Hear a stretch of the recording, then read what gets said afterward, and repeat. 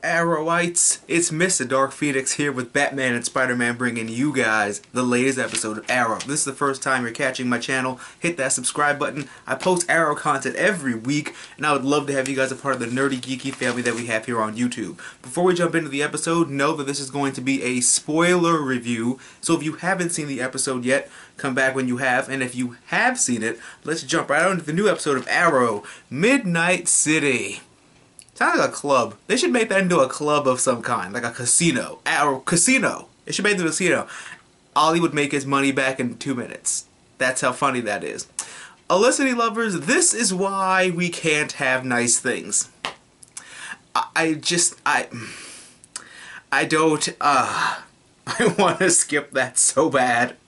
This is why we can't have nice things. I think now they just want to hurt us in the heart area. But moving on before it hurts me too much. Laurel's keeping the canary name good.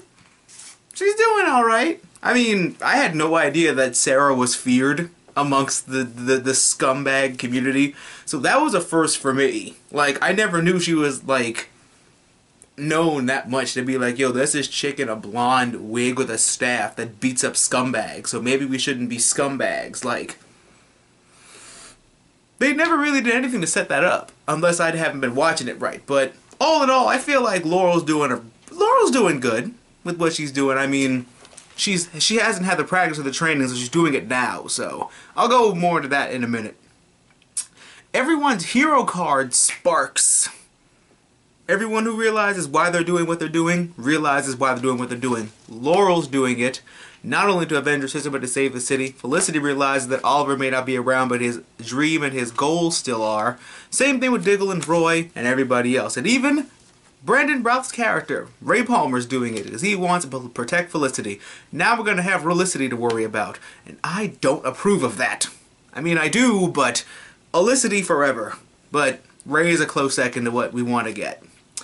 Thea's balls drop. I was proud of her in this scene. Granted, she's spewing out bullcrap, but I'm still gotta say that I'm so proud of you. She was like, bring him, let him come. I'm like, oh, sweetheart, this is Ra's al Ghul. But then again, that's how you know she's a queen. Like, that's how you know this is Thea Queen. Like, she's like, I got this. I got this. I mean, hopefully, you know, Ra's don't stab her to death, but all in all, I'm really proud of Thea's character development. Like, this fearlessness that she got from Merlin mixed with her, you know, fiery personality because of Oliver, it's a really good mix, and I hope they really capitalize on this and really make her a character to be reckoned with. And the DJ tells on Thea. I knew I couldn't trust him from the jump street. I thought he was Jericho Wilson. I still think he's Jericho Wilson because either that or he's random assassin. I mean, Ra's al Ghul has a son, but he cannot be Dusan al Ghul.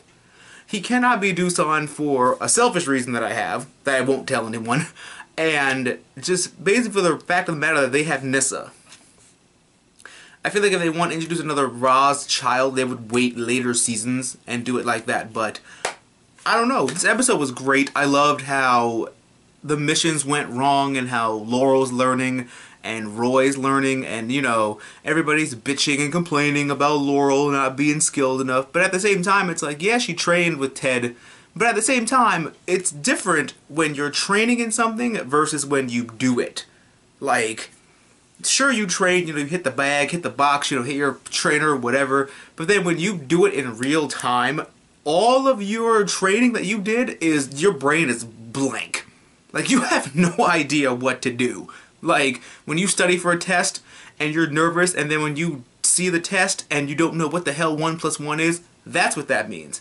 That is Laurel upgrading herself and her personality and her character development into something better.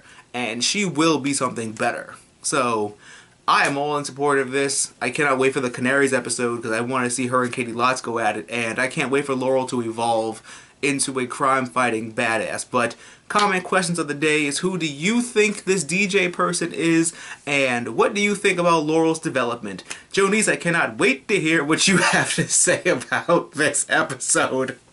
I'm going to call you out in this episode and probably the Canaries episode, because I cannot wait for that. But everybody comment down below, let me know what you guys think. All in all, this episode was great. I loved it. I loved everything about it, and I can't wait to see more Laurel. I can't wait to see her step up and all that stuff, and I can't wait to tell you guys about it.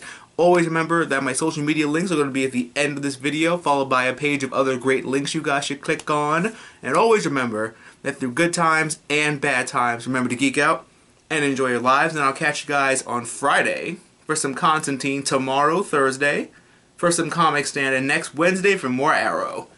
Oh, and before I forget, Laurel, right now, is a Magikarp. Wait till she becomes a Gyarados.